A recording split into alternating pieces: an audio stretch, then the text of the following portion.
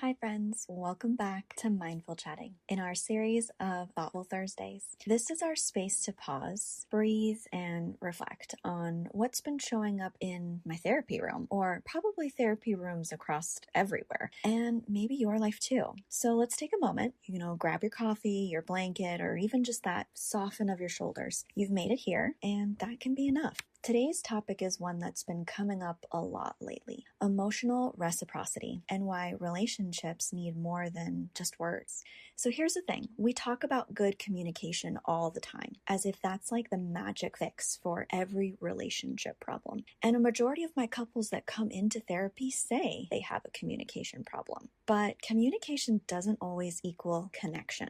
And you can be in a conversation full of words and still feel completely unseen.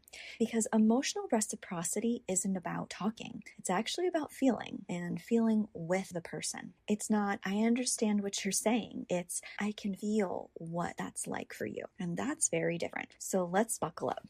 So emotional reciprocity is the give and take of the emotional presence that we create within a conversation and within our relationship. It's the ability to attune, to feel that other person's feelings, their impact as they're sharing it with them, to let another person's feelings land in your body. And that also includes not fixing it, not defending it, and not explaining. And that comes with both ways. Because if I share something with you and you want to fix me or defend what happened or explain why, you're not letting my impact and my emotions sit with you. You're trying to explain them away. And vice versa. If I share my feelings with you and I explain them and defend them and justify them, I'm also not allowing my emotions to not only sit with me, but with the impact with you.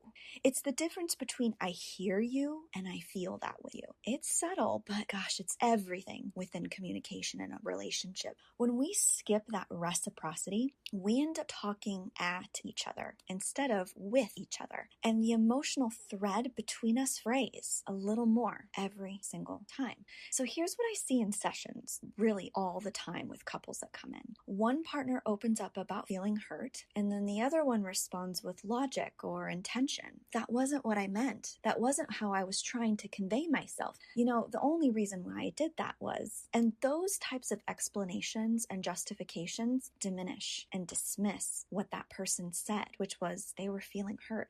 Another example could be a friend says, I felt left out, and the response is, you know how busy I've been. We're never really talking about the person feeling left out. Now we're justifying our busyness. Or maybe you share something vulnerable and instead of empathy, you get advice or problem solving. It's not that people don't care. It's that we don't know how to stay in a feeling without trying to fix it. Because let's be honest, our feelings are something really uncomfortable for us. And now you're here sharing yours. Well, I'm uncomfortable again. And sometimes we're actually the ones doing it. So this reciprocity requires vulnerability, and vulnerability feels really risky. So instead we intellectualize, we rationalize, and we deflect. We protect ourselves from discomfort by staying in our heads instead of getting into our body and getting into how we feel. But here's the truth, Rom. Safety in relationships isn't built by perfect communication. It's built by shared presence. Emotional reciprocity says you don't have to be alone in what you feel. And that's really what we're asking for. I don't want you to justify, explain, apologize. I just want you to sit with this emotion with me so that I don't feel so alone in it. So if you're ready to shift from talking about your emotions to actually feeling it with someone, let's try this. So the first thing I want you to do is I want you to pause before you ever respond when someone shares an emotion. You don't need to fill the space, either one of you. So if you say, I feel hurt, that person doesn't need to respond right away. And you also don't need to fill the silence with justification and why you feel hurt. Sometimes the silence, as much as it is uncomfortable, is actually the connection. It's letting that emotion land, not only with you, but with the other person.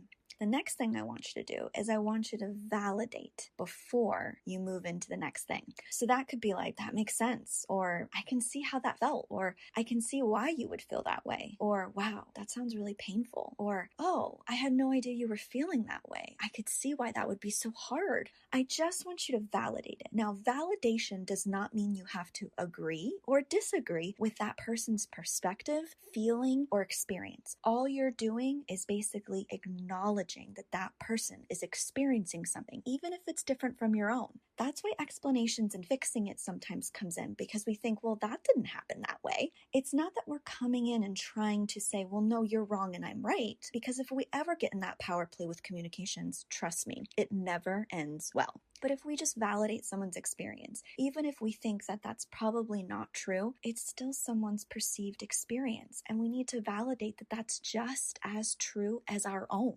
Number 3, I want you to ask instead of assume. So instead of assuming this person wants advice, or assuming that they want clarification, or assuming they want an apology, I just want you to ask, do you want me to listen, or do you want my feedback? Do you need help with this, or do you just want me to sit in it with you? Do you want to brainstorm about this, or do you want some solutions? I just want you to ask, because a majority of the time, I could probably say, probably 99% of the time, mostly that person just wants you to listen to them. They're not looking for solutions and answers. And to be honest, we probably know what we need to do, but sometimes we just need to know that somebody's there while we're going through something really painful and hard. And then the last thing I want you to try is I want you to try curiosity. I want you to try walking into that conversation without predicting or thinking where the conversation's going to go. And I know that really challenges some people's anxiety, because if we think where this conversation is going, we can be prepared and we can offer something to them. But to be honest, that takes away the connection of the relationship. That takes the authenticity of the communication, which ultimately creates connection out. And that's really what we're looking for. So I want you to be curious about why that person feels that way, even if you might know why.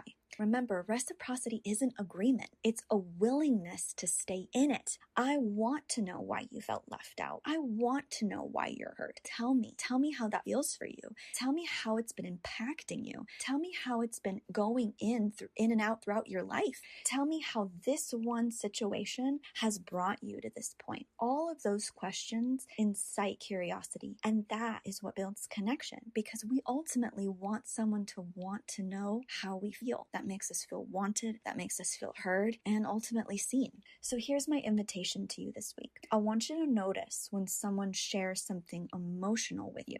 And trust me, people do it a lot more than you think they do, especially if you're listening for it. And then I want you to pause before you respond. And I want you to internally ask yourself, am I trying to fix this? Is this uncomfortable? Why am I struggling with sitting with this? And am I willing to feel this with them, even if it feels really weird and uncomfortable and I don't know where this is going to go? Because connection doesn't live in words, it lives in presence. And that's really what we're looking for. I want to thank you for joining me for another Thoughtful Thursday with Mindful Chatting. If this resonated with you, I really want you to share it with someone you love, or just sit with it quietly and notice what stirs up for you. And as always, I want you to be gentle with your mind.